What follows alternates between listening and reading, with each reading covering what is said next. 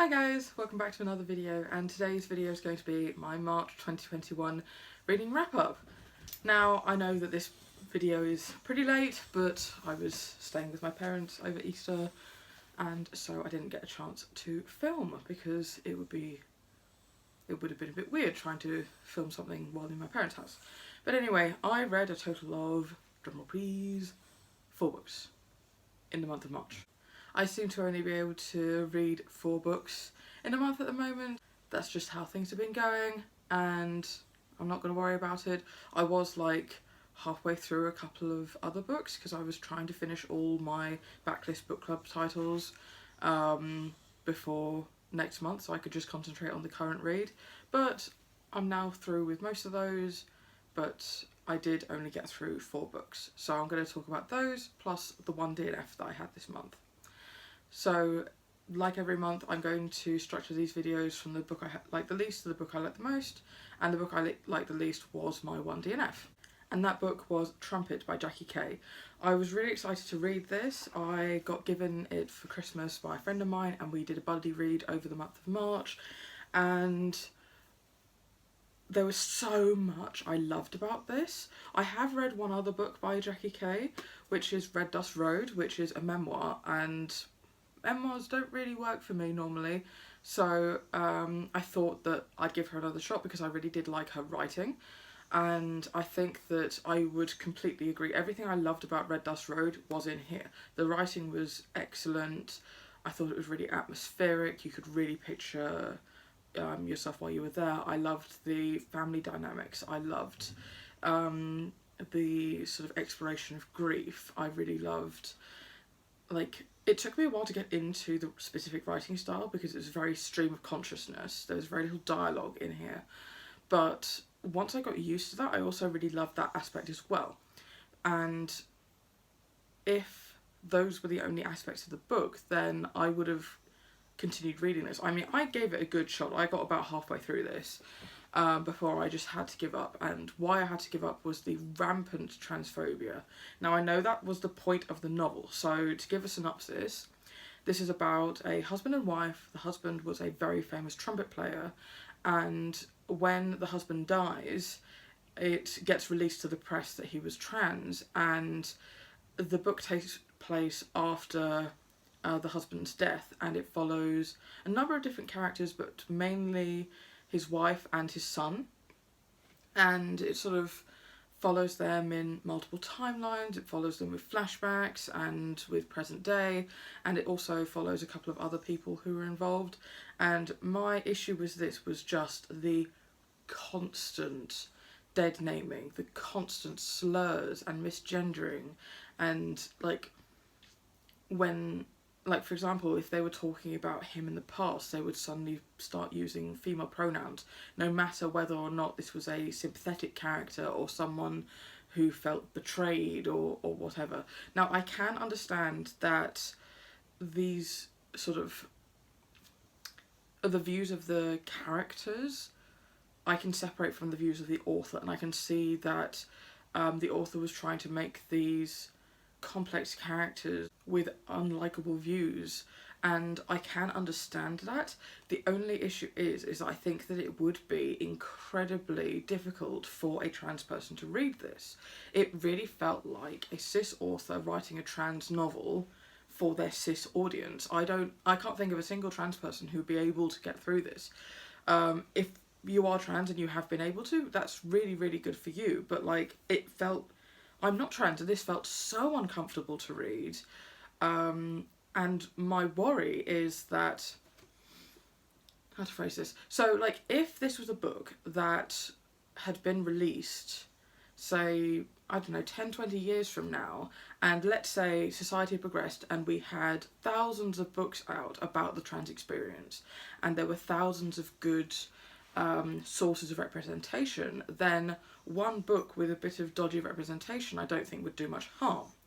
The issue then comes when, if this, say, is the only book about the trans experience that someone ends up reading, you can end up with that experience being taken as true for all trans people, or being thought of as true, which can be really damaging with the constant slurs and dead names and like characters feeling they have a right to know someone's dead name, which is never okay. And sort of there were just so many things in here that I think could be damaging to someone who doesn't already know a lot about the trans experience. I don't know if I am belittling the ability of readers to see past that. It's just that it made me feel really uncomfortable, and for the wrong reasons. I got to about halfway through of this and I was dreading picking it back up. I'd left it alone for 3 or 4 days thinking, yeah, I'll get back to it eventually. And I'm like, when I thought to myself, I'm not actually going to get back to this, it makes me feel really uncomfortable. I was so relieved. And yeah, I know that I've spoken a lot about a book that I really hated, but it just wasn't for me. And this book is getting unhauled. I'm probably going to donate it actually to Gaze the Word for their second-hand shelf, because I mean it's in pretty good nick. So yeah. So onto the books I actually finished. I had a 2-star, 2 3-stars and a 5-star.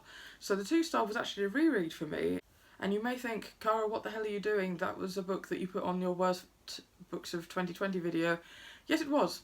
And that was DNA by, I can't remember who the author was by, and I'm using my phone to film and I don't have my laptop near me. So I'm sure that the correct author is going to be on the screen for you now. But yeah, I basically reread this as part of a sort of play club that I'm doing with some of my friends in my Amdram group. So we reread this and we had a good time. My initial rating, I think, was either a 3 or a 3.5. I can't quite remember now, but I had to drop it down to a 2. I think that in my first read through, I think I was probably being a bit kind to it. For those of you who didn't see that video, DNA is a play about a group of, not really friends, a group of school students who accidentally murder someone and have to cover that up. And I think that the concept was far better than the execution, and we had a fun time reading it. I think it was a fun time, and I might audition for it if it was being done in a new and exciting way. But if it was performed as intended, I think it would be rather a dull play to go watch. So yeah, my opinion still stands. Not great, but I had a fun time. And moving on. So my next 2 books were both 3 stars. They could both be interchangeable in the slots here, so I can just talk about them, I think, in tandem. The first one being The Split by Laura Kay. I read this one for book club, and this is the sort of book where nothing is surprising. You go into it, you read the first chapter, and you're like, okay, I know exactly how this book is going to turn out. And that style of book works for someone, just not me. I think there is a real niche for this, and I'm glad that this book exists, because these sorts of rom-com-y, chick lit titles that you sort of see in the supermarkets, you know, you always end up with a white, straight protagonist. And now that the publishing houses are starting to see that people want diversity in the things that they're reading, I think that it's really good that a book like this exists. So this is about a main character, I can't remember her name, who gets dumped by her girlfriend, and she decides to move back in with her dad. She doesn't know what to do with her life. She reconnects with an old friend, and her and this old friend take up running. And I think that it was a very fun, light, easy read. And if you're looking for some fluffy escapism with some diversity, I would really recommend this. But for those of you who want a bit more bite to their books, I don't think this will be for you. And the next book on the list is The Naked Civil Servant by Quentin Crisp. Now, again, this is another book club book, and I'm really glad that I read this. I think that it's a real piece of classic gay fiction, and I honestly had sort of heard of Quentin Crisp and heard of The Naked Civil Servant, but I was a little apprehensive about reading it, especially given the fact that most of the time, and this is not the case every time, but most of the time when I go to read something that is considered a classic piece of gay fiction, I really don't end up liking it given the tropes that were being used or the way that people were being represented. And so I was a bit apprehensive, but I really, really liked this for what it was. I think that it was incredibly quotable and remarkably funny in areas, but it did take me a very, very long time to get through. And I don't know if this was part of like pandemic infused sort of lack of concentration on my part. I could not find an audiobook of this anywhere. But yeah, I think that it was just, how to phrase this, the main issue that I had was the fact that, and this is just Quentin as a narrator, because this is a sort of autobiographical novel, the way that he talks about society is very much like he'll notice a pattern with a couple of people and then speak as if having authority on the subject and saying this is the case for all people, or this is the case for all gay people, or all women, or all men.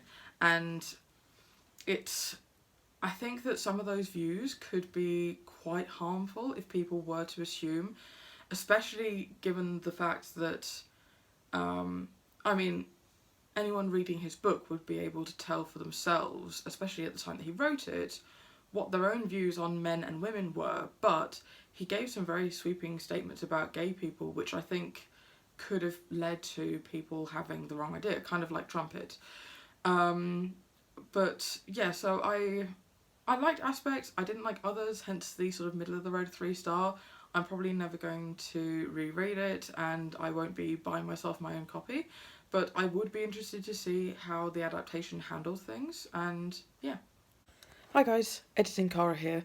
Mainly just popping in to say that when I filmed this wrap up, I forgot to mention a really important point about what I really loved about The Naked Civil Servant, which was the sort of bringing to light how common attacks and assaults were on gay people, especially on camp gay people, and how sad it was to see how used to it Quentin Crisp had become, to the point where the way that he described these events was so nonchalant, and that I think was really heartbreaking. So yeah, on with the video. So the last book that I read, was it the last book? Well, the last book on this list is Red, White and Royal Blue by Casey McQuiston. Now, this was a full 5-star book for me. It was incredible.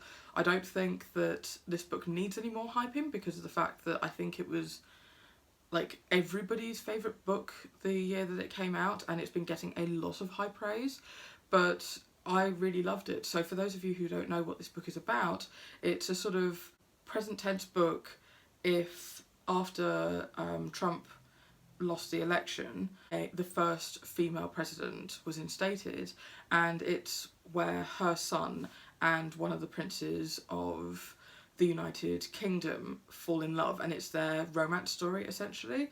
And it was such a beautiful novel. I loved the characterization. I thought that everybody was really distinct. I thought that Alex, the main sort of narrator and character, he was just levels of chaotic bisexual that I aspire to. I think that the sort of mix of really humanizing relationships and the political climate was a really interesting mix. I don't normally pick up romance, and I don't normally pick up stories that are classed purely as romance unless they have another plot point, and I would put this in the romance category, but it was so well developed and so good. I've seen a couple of criticisms for this where I think that people were saying that they were trying to push the narrative of Alex not being into Henry in a romantic sense far longer into the novel than the reader could see it. But it is something that I really identified with. So to give that a bit of context, I think that Alex starts off the novel thinking that he's straight, and then ends the novel going through the realisation that he's bi. And I think that he goes through that in separate stages with sort of sexual attraction and romantic attraction. And I think that that is fairly realistic, and I think it's also like, that's something that I really identified with in sort of my coming out journey, my questioning journey when I discovered that I was bi. So I think that I can understand that. I also think that you could say that their relationship was a little rushed, but I think that that's going to be the nature with every romance story. You know that by from the start to the end of the novel they have to get together, or they're probably going to get together. So it's something that has to be established very soon into the novel. I think that it tried to combat that with having the characters having known each other from prior to the beginning of the novel. I also think that something I really, really appreciated about this was about halfway through, I started noticing a sort of thread weaving through, and I was like, oh no, is this going to start going down the route of miscommunication, and miscommunication being the root of the climax of the story? And that's a trope that I really hate. I really dislike it, especially in romance novels, when the entire climax could have been fixed by just one sentence or one conversation. And thankfully it didn't end up going down that route, and I think that the political climate is really what drives the climax of the story and the progression of the story in general. And I really loved it. I thought that it was really, really well done, and I really can't wait for Casey McChristen's next book. It looks really, really good. So there you have it. Those are the 4 books that I read over March. Hopefully I can get back up to reading my normal number of books per month, which is more like 8 to 10.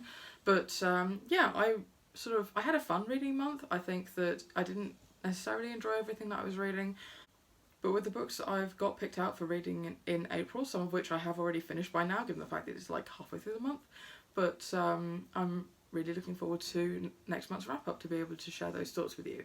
I'd love to hear about a book that you read in March, and I'll see you guys next time. Bye!